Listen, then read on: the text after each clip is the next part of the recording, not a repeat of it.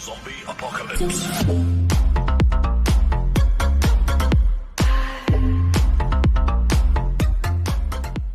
Assalamualaikum warahmatullahi wabarakatuh. Halo, apa kabar semuanya? Ketemu lagi barengan gue Andre, terus power upload cocosan yang pasti bakal mereaksi video yang amazing.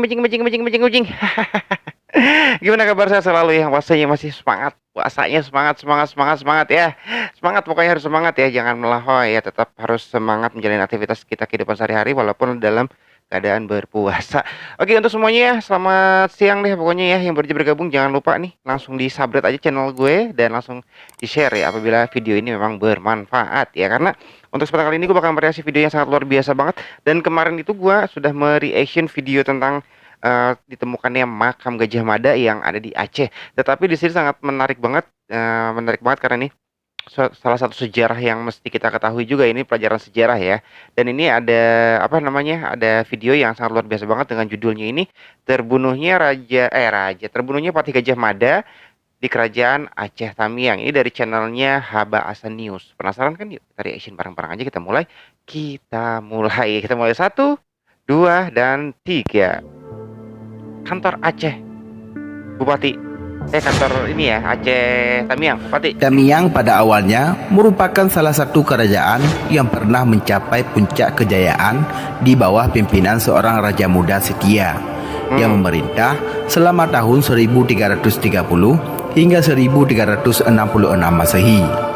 Wow. Pada masa kerajaan tersebut, wilayah Tamiang dibatasi oleh daerah-daerah Sungai Raya atau Selat Malaka di bagian utara, Besitang di bagian selatan, Selat Malaka di bagian timur, Gunung Segama di bagian barat.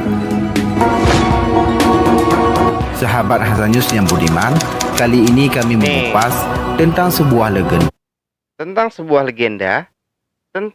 legenda terbunuhnya Gajah Mada oleh pasukan kerajaan Aceh di Kerajaan Tamiang. Nah, ini dia nih ya. Terbunuhnya Gajah Mada oleh pasukan kerajaan Aceh di Kerajaan Tamiang.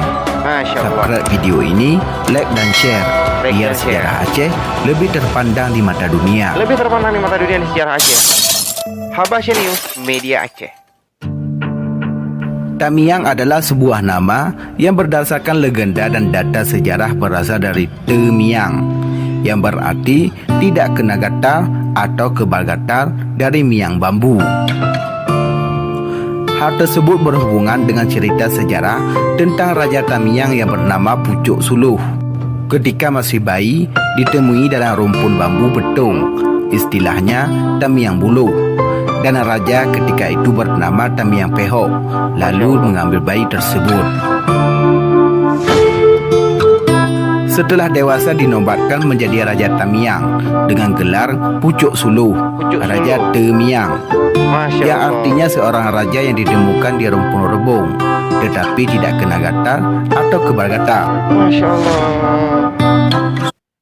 Jadi Raja Tamiang ini pertama kali ditemukan itu ada di di kebun bambu lah ibaratnya gitu ya. Biasa kalau kita kan kalau kena bambu itu kan pasti pada gatal ya, tetapi bayi tersebut ditemukan di kebun bambu itu tapi tanpa gatal gitu kan. Makanya tadi arti Tamiang itu adalah kebal gatal kali ya. Jadi nggak gatal, bambu semacam itulah. Ini Masya Allah banget ini. Sumber lain mengapa dikatakan Tamiang karena raja pertama tersebut memiliki pipi yang sebelah hitam yang disebabkan oleh miang bambu atau rumpun bambu yang gatal. Masya Allah. Ada beberapa versi. Jadi Tam berarti hitam dan miang berarti rumpun bambu. Maka dijadikanlah sejarah nama daerah tersebut dengan nama Tamiang. Tam itu hitam, miang itu bambu ya. Jadi kalau diartikan jadi sejarah Tamiang ya macam bambu hitam gitu. Makanya kalau di daerah sini tuh banyak sih pohon bambu ya. Daerah Bogor ini, di daerah gua khususnya di sini di Kabupaten Bogor ini banyak banget pohon bambu, tapi untuk bambu hitam itu jarang banget tuh. Ya, Tamiang.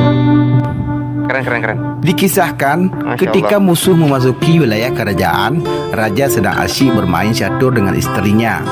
Pasukan musuh melakukan perjalanan menggunakan perahu yang berjalan di daratan. Tampak perahu yang mendekat pada istana membuat jalan yang dilintasinya terbelah dan berubah menjadi sungai. Mungkin inilah asal mula Sungai Tamiang, khususnya yang berhaluan di desa Benua Raja.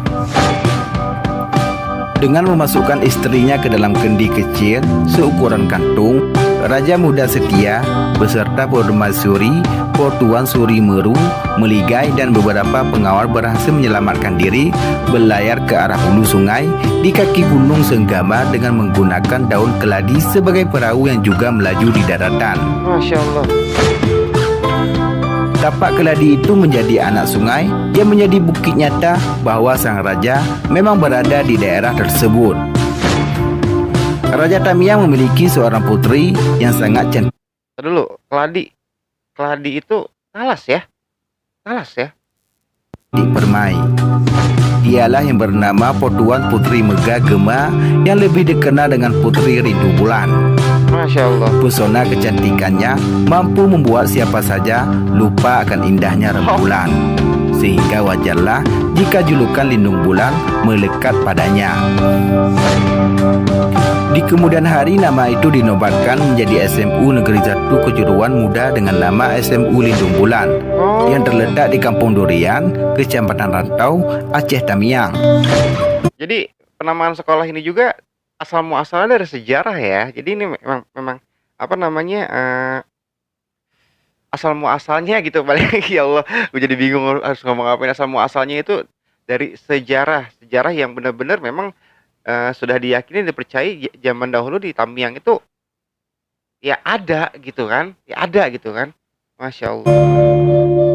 Putri Rindu Bulan yang Rindu Bulan. dikabarkan akan ditunangkan dengan pangeran kerajaan Perlak menjadi sorotan raja-raja di beberapa kerajaan untuk mempersunting tak terkecuali patih kerajaan Gajah Pahit yang dikenal dengan sumpah palapanya Gajah Mada. Gajah Mada. Menurut lisan leluhur, sebab umum pasukan Majapahit yang memasuki kawasan Aceh Tamiang dikarenakan panglima tersebut hendak mempersatukan Nusantara hingga rela tak mengkonsumsi buah kelapa. Masya Allah. Ya memang.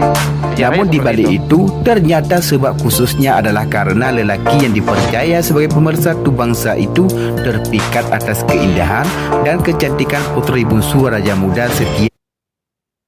Wait, jadinya Gajah Mada itu terpikat oleh putri. Ya. Ya, yaitu Putri Lindung Bulan yang dijadikan hadiah bagi sang Raja Prabu Hayam Wuruk. Kisah di suatu masa, setelah Gajah Mada mengucapkan sumpah palapa untuk menyatukan Nusantara, maka Gajah Mada beserta pasukan kerajaan Majapahit yang jumlahnya ribuan menyerbu raja-raja yang berkisar di Kepulauan Jawa. Dulu deh. Sebenarnya gini ya, kalau kita berbicara atau menggunakan akal sehat gitu kan. Ya bukannya menentang yang namanya sejarah gitu kan. Artinya gini. Di dalam sumpah palapa itu pada intinya adalah ingin menyatukan Nusantara, yaitu Patih Gajah Mada itu sendiri ingin menyatukan Nusantara. Tapi kenapa harus diserang? Iya nggak, bener nggak? Ya kan, kenapa harus diserang kerajaan tersebut? Setidaknya Patih Gajah Mada itu datang, misalkan bernegosiasi dengan raja-raja yang lain dengan menyatukan Nusantara dan lain sebagainya dan bla bla bla bla, nggak usah ada peperangan. Itu ya mungkin ya begitu deh, oke. Tapi ini aneh. Setelah puas dengan kemenangannya, maka Majapahit segera menyebar ke kawasan Pulau Sumatera dan pulau-pulau lainnya. Saat itu hampir keseluruhan Pulau Sumatera dikuasai oleh Kerajaan Aceh, Masya yang Allah. menaungi kerajaan-kerajaan kecil lainnya. Masya Allah. Satu persatu kerajaan dari Palembang, Padang, tumbang dihancurkan dan ditaklukkan oleh sang Panglima Gajah Mada. Suatu hari, tibalah pertarungan oleh pasukan kerajaan Majapahit dengan pasukan Kesultanan Delhi. Namun Kesultanan Delhi tidak mampu bertahan lama dan akhirnya juga takluk. Masya Allah. Pasukan Gajah Mada Memang kerajaan Majapahit ini dari dulu, dari zaman sejarahnya itu terkenal memang kerajaan yang sangat luar biasa banget loh ya. Bayangkan aja dari Pulau Jawa dia langsung pergi untuk menaklukkan atau ya ibaratnya mempersatukan Nusantara ya sampai ke ujung Sumatera gitu loh. Sampai ke ujung Sumatera. Ya kan? Karena kenapa di ujung Sumatera walaupun apa namanya, bentuknya kecil kecil lah, ibaratnya kecil gitu ya. Nah, apa, negeri kecil, Aceh itu kecil, tetapi di situ banyak banget kerajaan-kerajaan dari yang besar sampai yang kecil, dan juga memang terkenal dengan kekompakan dan kesolidannya dari masyarakat Aceh tersebut, jadinya kuat. Terus menjelajah. Selanjutnya, penyerangan itu berlanjut ke Tamiang dengan berpangkalan di daerah Majapahit. Penyerangan berawal ketika putri bungsu Lindung Bulan yang kecantikannya luar biasa itu tersiar ke telinga Patih Gajah Mada. Masya Allah. Karena pinangan itu ditolak oleh Raja Muda Sedia, maka Gajah Mada merasa tersinggung lalu menyerang kerajaan benua Tamiang. Untuk Tar dulu.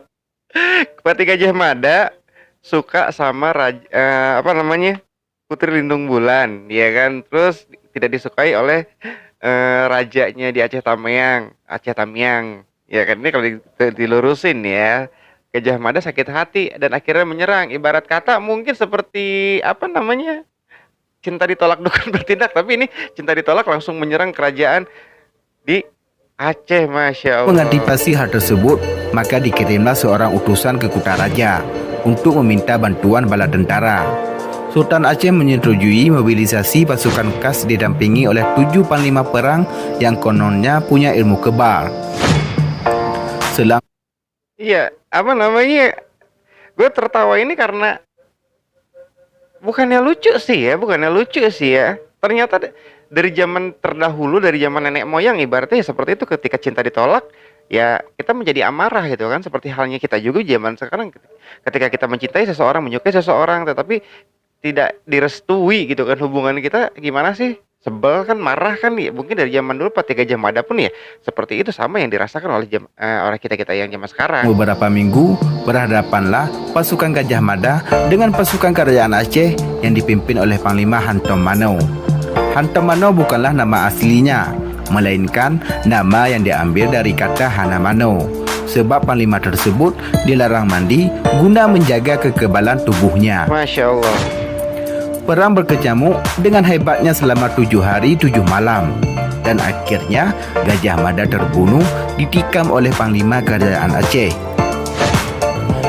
Nah, ini di sini perang terjadi 7 hari 7 malam dan Patih Gajah Mada tewas ditikam oleh pangeran dari kerajaan Aceh. Pasukan kerajaan Majapahit mundur teratur untuk balik ke kampungnya dan meratapi kesedihan akibat kekalahan. Untuk mengenang kemenangan kerajaan Aceh terhadap pasukan Gajah Mada dari kerajaan Majapahit tersebut, maka kampung atau lokasi tempat pertempuran di daerah Aceh Tamiang tersebut dinamakan menjadi Kampung Majapahit, adopsi dari nama kerajaan Majapahit.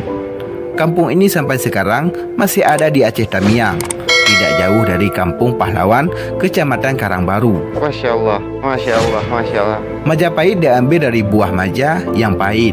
Namun oleh Panglima Kerajaan Aceh, kawasan tersebut dipelesetkan menjadi Majapahit, yang artinya anak kecil yang pahit. Masya Mungkin Allah. cuma untuk menunjukkan bahwa Gajah Mada dan pasukannya terhenti di kawasan ini, ataupun mungkin karena dialek orang Aceh yang berkesusahan untuk mengucapkan kata-kata Majapahit secara fasih dan akhirnya menjadi Majapahit. Masya Allah, Masya Allah, Masya Allah. Pada cerita rakyat pada umumnya, Gajah Mada menghilang karena menuju nirwana, Nah, atau ini terbang ke surga akibat bertapa dan menjadi dewa. Namun hal tersebut menurut pengalaman lisan leluhur orang Aceh Tamiang merupakan kedok dari pasukan Gajah Mada untuk menjaga moral dan nama baik agar tetap tinggi dan tidak malu akibat gagalnya Gajah Mada memenuhi Sumpah Palapa. Ya. Mengenai kebenaran cerita tersebut, siapa yang tahu jika tidak dilakukan penelitian sejarah secara lebih lanjut. Benar. Namun mendengar nama desa Majapahit atau hikayat cerita masyarakat di sekitaran kawasan tersebut, memang hal itu ada benarnya.